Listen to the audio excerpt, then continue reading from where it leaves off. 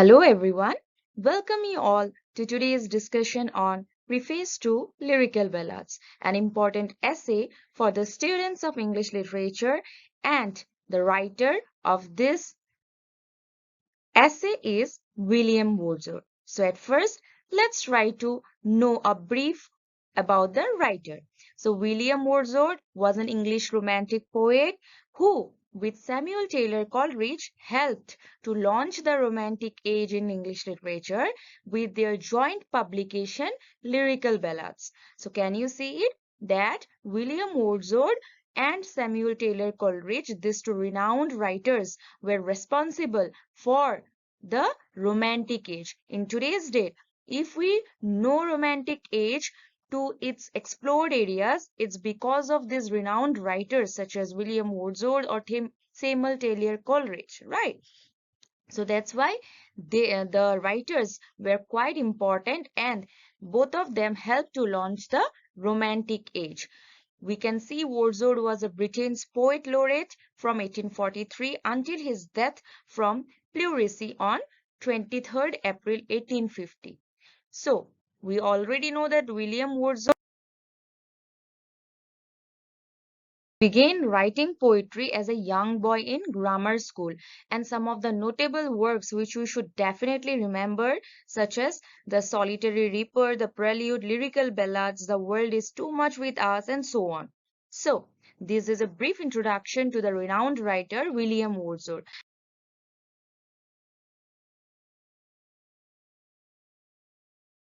Lyrical Ballads, which is composed by William Wordsworth for the second edition, but it is more often regarded as the 1800 edition. Okay, moreover, it has come to be seen as a de facto manifesto of the Romantic movement. That means, in for the Romantic movement or Romantic age, this preface to the Lyrical Ballads, in fact, whether it's by right or not, it has been seen as de facto. That means whether right or not. So we need to understand the four guidelines of this manifesto, which has been included as a part based on William Wordsworth's beliefs. So first is that ordinary life is the best subject for poetry. This is as per William Wordsworth's opinionated beliefs in case of writing poetry. Okay, he proposed that Wordsworth proposed that for writing poems or for poetry, the best subject is the ordinary life, and it should use some common man's language. More, if it uses everyday language, it's more better. Moreover, expression of feeling it should be given more importance rather than the action or plot inside the poetry. So, what is the expression of William Wordsworth? Can you see that poetry is the spontaneous overflow of emotion, and that it takes its origin from emotion recollected in tranquility. Now, this quotation should be remembered, uh, not only for exam, but for your higher studies if you are connected to English literature, or it is not a harm to remember this these sayings of William Wordsworth. What does he mean? Poetry is the spontaneous overflow of emotion. That means he has given more importance to emotion. Okay. And from where does it emotion takes its origin? These emotions are taken from the recollections in tranquility. And tranquility, I hope everyone knows that, it is a state of your calmness, right? So this is what Wordsworth believes. Now let's proceed. Preface to Lyrical Ballads, it begins with a discussion, okay? And what is a discussion? Of the collection of poems, which is mostly written by Wordsworth himself, with contributions by Samuel Taylor Coleridge. Originally, it was published in 1798. In 1800, Wordsworth added an earlier version of the preface, and then he extended 2 years later. So, remember when I said that this particular essay, it has been revised again and again? This is how. Because he felt his poems were of a new theme and style, Wordsworth felt they needed an introduction. So that's why he has written this particular essay called Preface to Lyrical Ballads. Why? Because he felt that his poems should consist an introduction. So similarly, we can also see that some scholars say that Coleridge wanted to write the preface, but never got around to it. So the work fell to whom? Wordsworth instead. So as a majority of the poems in the collection are by Wordsworth, this was probably a more appropriate choice, right? Moreover, in the preface, Wordsworth writes that the purpose of the collection was to write poems and which deal with things that happen in everyday life. Remember the four guidelines, everyday life, ordinary life was important to him. So that's why he used to deal with things that happen in everyday life. And most importantly, Wordsworth considered each poem in the collection to be an experiment in language usage or diction. Diction means words, right? He wanted to find out if conversational language could be used effectively in poetry. But then there is a question which is arised in the mind, right? If Wordsworth has proposed so many different guidelines and beliefs and theories, then what is poetry? Now let's look into it. Wordsworth sets out to define this particular form of art. Okay, so according to Wordsworth, it's a particular form of art. In the preface to Lyrical Ballads, Wordsworth highlights his definition of the nature and function of poetry. So, what did Wordsworth highlight in this essay about the definition of nature and function of poetry? So, he tries to identify the qualities that make someone a true poet. And for Wordsworth, poetry must reflect spontaneity and an overflow of powerful feelings, because according to Wordsworth, emotion should be given more importance rather than the action or plot. So let's proceed and try to look what are the more aspects related to this essay. Can you see? Passion is key as our mood and temperament. So poetry must emerge from spontaneity. It must not be written spontaneously. Rather, Wordsworth asserts that a poem should be the result of long and deep reflection. He also he is also cautious against being too concerned with the poetic rules of classicism. That means he is quite conscious or concerned that when you are writing a poem, you should not be you should not be most conscious about the poetic rules. If you are more concerned with the poetic rules, your spontaneity might lack. Clear? So, after all this, Wordsworth breaks down the poet's process into four stages. The first is observation. Okay, what are the four stages? Let's look into it carefully. The first is observation. A person, object, or situation must stimulate powerful emotions in the romantic poet, and those observations must be noted. So, what observations must be noted? The observations which stimulate powerful emotions. Clear? Recollection follows, which is the stage when the poet contemplates those observations. So, after observation, there is recollection. And for recollecting, what is important? Tranquility, being calm and being relaxed is important. So, memories may surface that, days which are older, and the poet should contemplate those memories to explore how the emotions they provoke relate to past experiences. So, Wordsworth gave in importance to memories also. Why? Because while recollecting your emotions which have been stimulated powerfully, when you are recollecting it in the second process in tranquility, memories will also come into this process, because memories will connect you to the past experience, right? Following this, the third stage is filtering, where the poet clears the mind of all non-essential elements. After you are done with the observation, recollection, where you are recollecting in tranquility with the help of memories, in the third stage you need to filter your mind from all the non-essential or unnecessary elements. And the result of this is that the poet's personal experience becomes more relevant to a wider audience. It's not until the fourth and the final stage that the poet should begin is to compose. So what is the final stage? Final stage is the compose. So once again, let's relook into the four stages. According to Wordsworth, first is observation, second is recollection, third is filtering, and fourth is composing. Great. So what is the goal ultimately? The goal is to express emotions in a way that the reader will understand. And Wordsworth always gave importance to, ordinary language, everyday life, right? So that's why the goal is to express emotions in a way so that ordinary readers can also understand or relate. So, Wordsworth's next topic is imagination.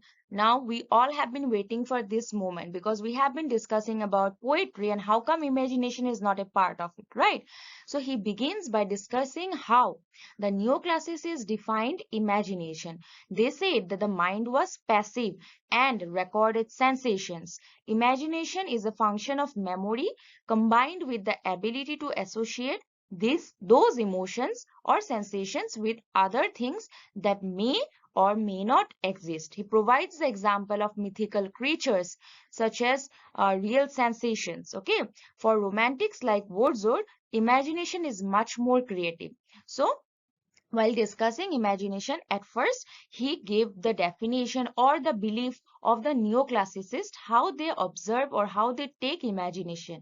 And after discussing, he says that romantics like Wordsworth, you know, take imagination much more creatively. Rather than assigning recorded sensations to other objects, the imagination has the power to what?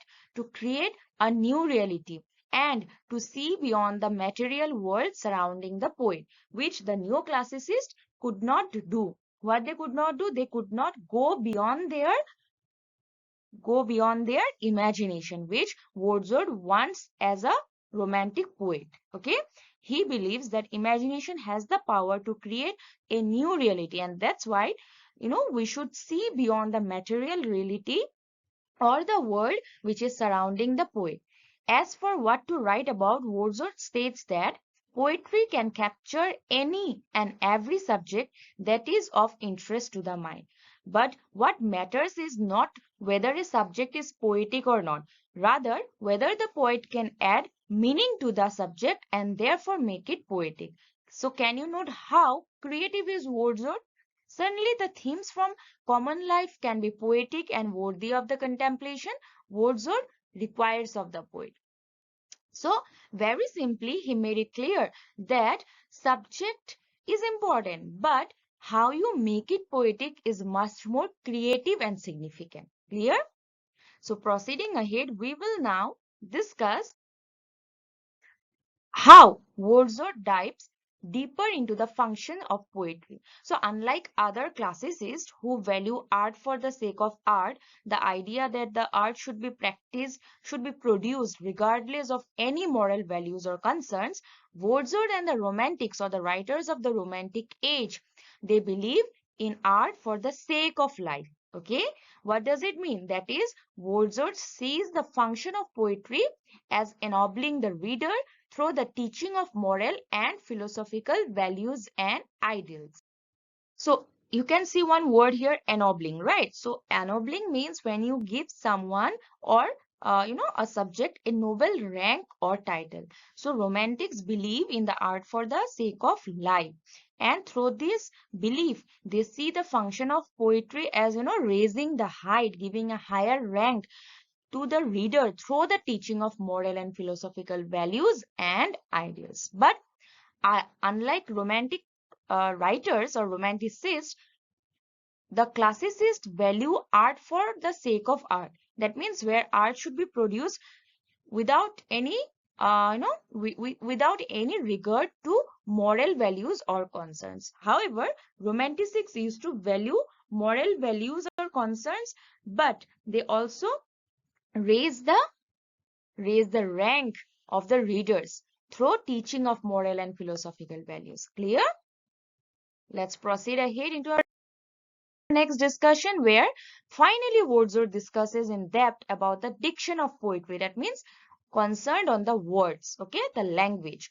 So specifically, we know that diction is the choice of words. What are the words that you choose for writing the poetry? How is your language? How is your sentence structure? How is your figurative language? This all comes in this context of diction. So, while diction is important in all of literature, Wordsworth places particular importance on its role in poetry because it is the poet's medium. We all know that language is the medium of expression in case of what? Literature, right? So, whereas prose also has characters, settings, plot to convey a message, but poet's choice of language or diction is the sole means of expression in poetry. So, despite this, Wordsworth also argues that the diction of poetry and prose is the same and criticizes the neoclassicists for their artificial and unnatural language because he says passion should drive diction, not ornament. So, what he believes, remember, he believes in emotions rather than in action or plot. Similarly, he believes in case of language that passion, your no passion for writing the poem or the poetry should drive you into the choice of the words, and you should not believe into ornamentation or meter of the words. So, according to Wordsworth, he wants poetry to center on humble or rustic situations, that means ordinary language, okay, because this particular piece of poem will be read by everyday people. I mean, it will be read by ordinary people from our everyday life. So why we should ornament it, we should elevate it into high maybe words which are not understandable to the ordinary readers. So in this connection, in this context, Wordsworth says that it is the real source of poetic truth and beauty where we where we retain poetry to being ordinary, okay, and that's why he prefers that the diction should be humble in language. Let's look into the importance of the subject matter. He chose the subject matter to be what? To be rustic, that means ordinary life, so that ordinary readers can understand or relate to the poems and the expressions behind, right? So he favors a humble and rustic rural existence, and because it seems simpler and more natural. We all know that rural scenario is quite closer to nature, right? But in cities we get that lack of the view of nature, and that's why Wordsworth favors a rural existence in the poem. So, this is why he chose this subject matter because, according to Wordsworth, he believes, according to Wordsworth, he believes that the emotional truths and fidelity to nature are the keys to providing what? Ordinary readers with insights to their conditions of life. Okay, so that's why he says Wordsworth sought to make ordinary experiences seem more extraordinary and enduring. And as nature reveals permanence and unchanging truths, the new literature Wordsworth proposes would share what? Would share simplicity. Can you see? Simplicity, depth of people's lives. So, what does he want through the entire matter of concern is that simple, humble rural existence can be written or expressed with an extraordinary feeling, right? So, this is what Wordsworth says here. Let's move ahead and understand the basic opinion given between prose and poetry. Wordsworth devotes much of the preface to examining his views on poetry and prose. He rejects the past distinctions of one being more heroic or a higher art than the other. But then what is his aim? His aim is to reveal both poetry and prose as sharing the most important characteristics. And what is the most important characteristic? The language of man. When we say the language of man, it means the language of every ordinary man or ordinary life, because he simplifies the art of being a poet into being a man speaking to man. So, according to Wordsworth, through the art of writing a poem, one should be able to speak another ordinary man from the everyday life, so that being humble or the rustic or the ordinary life is portrayed. Clear? Moreover, he also sees the scientist as making discoveries on their own way away from others and not influencing the common condition. But for Wordsworth, it is the essence of poetry.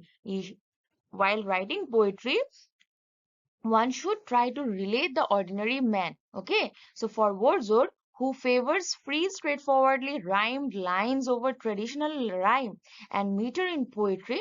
The use of most meter produces a forced type of verse. So what you understand from here is that poetry should not be, written by counting your number of rhymes or meters inside it.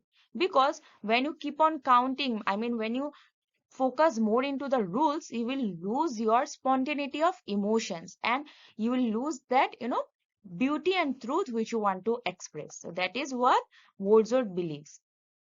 And he explains that he chooses to write poetry with a proper and natural poetic diction rather than prose because it offers more possibilities for his imagination to explore the natural passions of man. So, according to Wordsworth, poetry gives him the platform to explore more about the natural passions, and that's why he want to choose to write poetry. Okay.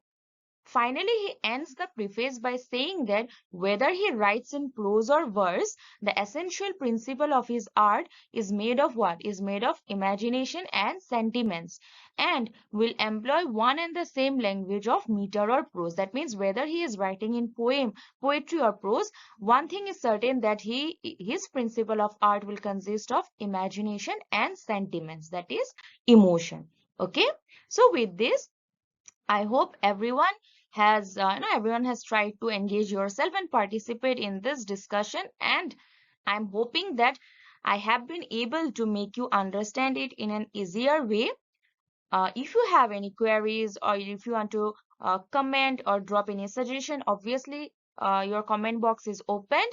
And with all due regards, I thank for listening to me patiently, hoping to meet you all for another such beautiful class, or you can say discussion. Thank you.